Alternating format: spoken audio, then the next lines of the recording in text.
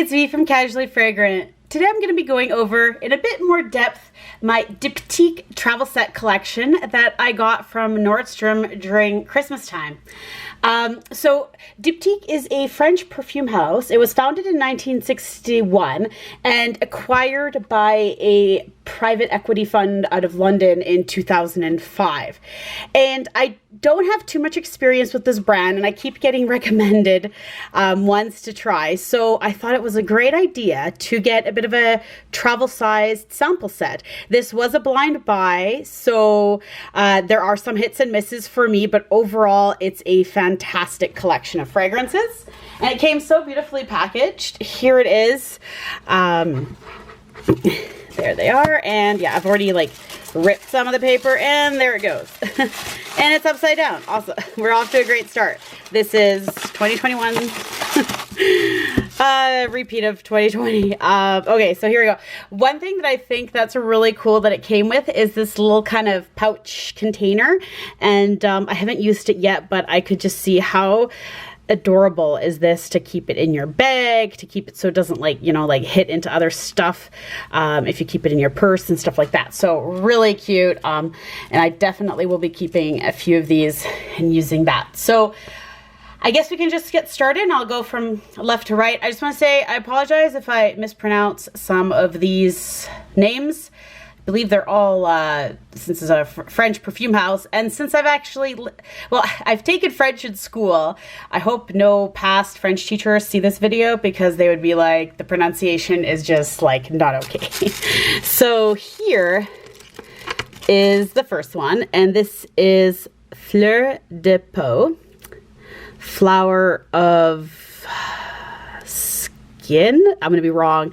If I should have looked this up. What does this mean? Comment down below. But they're all sprays, which I love. And how like great are these kind of sample sets to kind of get an introduction into the brand. You can give some of these away as gifts. You can keep them for yourself. So Fleur de Peau is a floral aldehyde unisex scent launched in 2018. It's fairly new, actually.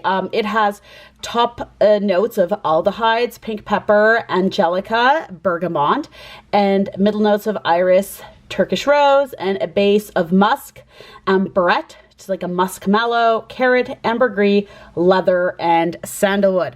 I have only tried this one a couple times now, and it's got long-lasting longevity and moderate projection on me, and I always like to kind of see what people say on Fragrantica, and I kind of like to give my own estimate first and then see what they said, because sometimes it's very similar and sometimes it's just different. I believe it was pretty much the same on Fragrantica for this one. It is a beautiful, airy, and delicate floral. I almost like when I smell this, and I'm totally gonna smell it again. Yep, when I smell this, I feel like there should almost be like a lilac, lily, or something else. And I think it's the angelica in the opening that I'm not too familiar with in fragrances, that note, I should say. And so I think that's what really gives it that kind of airy, whimsical feel to it. This almost reminds me of like the style of zoologist fragrances, like something like hummingbird or nightingale. It's a floral, but it has so much depth to it. It's so well blended. I will wear this one myself.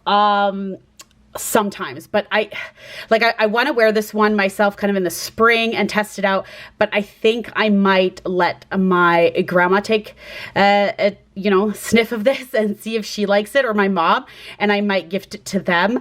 I just feel like when a fragrance is predominantly floral, it's not something that I personally wear that much.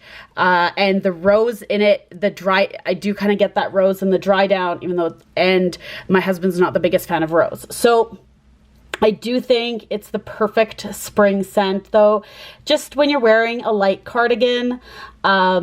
And it's so cool. It could be like these travel sizes. Like if you want to create scent memories, if you go on a trip, post-COVID, I think we're all like going to be out and about. Like, I don't know about you guys, but I'm ready to just move on and do some traveling and stuff like that. I never thought I wanted to travel so badly like I did when they basically told you can't. And this here is just like, how cool would that be to take it on a weekend trip and then kind of just like have that as a memory of that, you know, trip is just, and then going back to it. And you don't have to buy the full size bottle. And next we have Duson, and this here was released in 2005. It's a floral fragrance, was marketed for women, but I really think that I think that all of these are quite unisex scents, but this was originally marketed as more of a feminine fragrance. It's got a top note of orange flower, iris, and rose, middle notes of tuberose and pink pepper, and a base of benzoin and musk. Now, I looked up orange flower on Fragrantica actually, and it says that it's similar to orange blossom. Yeah, I know, sometimes they're the same, sometimes they're not. And when I checked the odor profile, it says it's fresh and sweet white floral with an animalic undertone. And to be honest, if you know my channel, if you're familiar with my reviews, you know that I'm not the biggest fan of orange blossom. I don't know what it is. There's something about orange blossom that I can't stand that note in fragrance. And it's interesting because like my husband actually doesn't mind it. My grandma, my mom, like so many people love a good orange blossom fragrance. So I kind of feel like I'm missing out, but it's just something like, I don't know, it's like akin to someone, like some people just can't have cilantro, whereas like I absolutely love it. And my husband cannot have like cilantro. If he has even like a tiny bit of it in his guacamole, he immediately knows it's in there and he doesn't want to eat it. So I think that's like, for me, like orange blossom is my cilantro, basically. And I've been recommended this fragrance a few times because I love iris and this has iris in it. But to be honest, I haven't actually even worn it. I've smelt it and I smell the orange blossom in it, and it's just not for me, which is too bad because it's such a well blended fragrance, and I almost really want to try out what the base feel like, you know, the dry down and everything feels like. It's not something, I don't know what it is about orange blossom, but if you like orange blossom, I would highly recommend trying out this fragrance. So we're just gonna put this one back here. Maybe I can find someone who wants to trade something for it. Next we have Eau Capitale. Yeah, something water of, anyways, I should have looked up what these things mean before I started the video. It's a unisex scent released in 2019, Chypre fragrance. It has pink pepper and bergamot as top notes, middle notes of rose, and a base of patchouli. So this one actually kind of scared me from all of them because I had a feeling my husband wouldn't like it because I just assumed that it would have a very strong rose note, and he's like, I guess rose for him is like what orange blossom is for me, and since we're home all the time right now, like I can't be spraying stuff he doesn't like. We live in a small place, unless he like takes the dog out for a walk or something, that I could probably spray. But apparently this reminds people of the fragrance Portrait of a Lady by Frederic Malle. It's a really well done fragrance. The patchouli, it's obviously patchouli heavy, like I'm not gonna lie. If you like patchouli though, I really recommend trying out this fragrance. I don't want to just give it up though quite yet, even though if, you know, my husband's not a fan, because I feel like in the right time, like when you're in the mood for patchouli, this will 100% be the fragrance I'm gonna reach for out of all of the patchouli ones I have in my collection. I really do like this one. I'm just gonna smell it one more time. Yeah, and it's definitely just like a patchouli rose, and I really feel like it's got a great kind of, when you're in the mood for it, this would really be perfect for that. Next we have you guys are gonna the comments for some of the other videos when I mispronounce something that's famous and dear to everyone's heart, I apologize. I can say English is not my first language, it's not actually, but that doesn't give it an excuse. To be fair, I mispronounce English words all the time too, so I feel like, you know, maybe I just mispronounce everything. So this is Philosykos, and this is the famous fig fragrance from Diptyque. It is got a woody aromatic scent, unisex, and launched in 1996. So I know some of you probably weren't born yet. I was, well, you know, in 1996, but I had no idea that this scent has been around for that long. I almost feel like I started hearing about it, like, I almost want to say like 10, 15 years ago, and I totally assumed that's when it came about. That's when I started seeing it on YouTube videos, and I don't know why it took me so long to actually get a sample of this one, because it's absolutely amazing. So, it has top notes of fig leaf and fig, middle notes of green notes and coconut, and a base of fig tree, woody notes, and cedar. It's got moderate longevity and moderate projection, and that's kind of what I saw online as well. But sometimes moderate longevity, I will still keep a fragrance. Not every single one of my fragrances has to last 24 hours.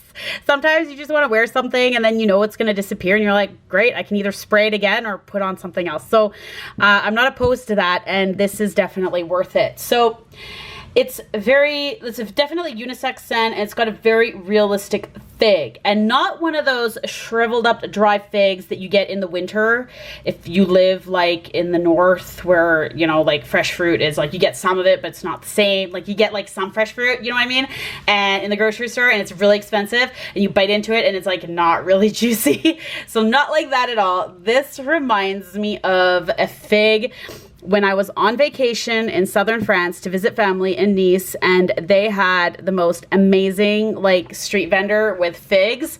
And I just remember, I don't think we even washed the fig. I was younger. I was probably like 10 or something, or 13 with my family. And I just remember like eating this fig and being like, how is this so good? Like I didn't even like figs before this. And it was just so juicy and ripe and delicious. And that's exactly what this reminds me of. A very like, you know, special scent and special memory. And it's just so like classic and elegant and such a unique scent to have something like this. I'm just gonna smell it one more time. Yeah, definitely. And then the dry down definitely gets a bit more woodsier, but it's not too much. Like I usually gravitate more towards sweet scents, but I really see myself reaching for this one. I'm going to definitely wear this scent in the summer. I think in warm weather it will translate beautifully. Basically, I want to wear this when I'm sweating, whether it's a workout, whether it's doing some outdoor activity on the beach. There's like nothing really quite like it, and I feel like it's one of those scents where it would really come alive if you're sweating too, in a good way. But I just feel like right now in winter time, like I've, you know, sampled it a couple times and tried it out for, you know, the video, but I think I'm basically gonna put it aside and then thinking about definitely wearing it in the summertime for some like vacation. I think it would make an easy blind buy. It's expensive, but it's really effortless to wear, and it's just like, I want to spend like a long time picking out the perfect outfit for this. Like, you know, I don't know, now that we're all like isolated and COVID and stuff, like I'm like, oh, like I'm gonna have like save this one sundress with a like straw hat and go, you know, with some white leather sandals. I don't even have white, maybe I do actually have one pair of white leather sandals, but I have this whole idea, and this would just complete the look beautifully. So I feel like this whole review should have been centered around this one. It is a gorgeous fig scent, and I'm really glad that I'm able to add it into my collection. I don't know if I'm going to be buying a full size, to be honest. I just have such a huge collection. This will probably take me a while to get through as well. And then we have one more in this travel set, and that is Eau de Minthe. It's well, water of mint water, something like that, mint water. I'm gonna go by that. I know people will correct me if I'm wrong. So this one here was it's a aromatic spicy unisex scent launched in 2019. Now, to me, this leans very masculine. That's just, and I'll tell you why later, but it just reminds me of a more masculine scent, so I probably won't wear this one myself. But it's got top notes of mint and nutmeg, middle notes of geranium and rose, and a base of patchouli. And the mint is the strongest in the opening. Definitely get a lot of mint. As I said, it leans quite masculine. I really, when I smelled this, I was like, oh, I would love my husband to wear this. It'd be such an elegant and great scent. So he tried it on, And he's like, no, it reminds me of Old Spice. And I was like, no, okay. It made me so sad. And then I looked up online and I realized that it actually has a ton of people saying that it smells like Drakkar Noir. And my grandfather used to wear Drakkar Noir, like, you know, in the past. And so maybe that's where, like, I don't know, I get this like aftershave quality of this kind of scent. And even though my husband's not a fan, I think I'm gonna look to either, you know, trade it with someone or something like that, or give it to someone else who might appreciate the scent more, because I think it is an absolutely gorgeous scent. So overall, this travel size, like, you're at the end of the day, like, I'm probably only gonna keep you know, 2, maybe 3 of them, but I still think it's really worth it. And especially if you can gift a couple of them away, or if you're not gonna be, or if you just kind of want to get a sampling of it. And they're not full-size bottles, and I just love having more travel-sized kind of like decants or bottles in my collection. I find it's much more manageable for me. At this point, I don't actually really like purchasing full bottles, which you might not realize when you see all the new hauls and everything, but that's besides the point. I try to go for travel size if it's available. And so it was purchased from Nordstrom. I definitely think it was worth it. And I would love to hear, please comment down below what your favorite Diptyque fragrance is. I'm really intrigued by this house. I can't believe it's taken me so long to try some of these. And so I'm really glad that I'm kind of getting a, you know, introduced to it now. Better late than never, right? And so I would love to hear some of your guys' suggestions for which ones you think I should give a try to. Thanks so much for watching. And if you like my video, please don't forget to like and subscribe.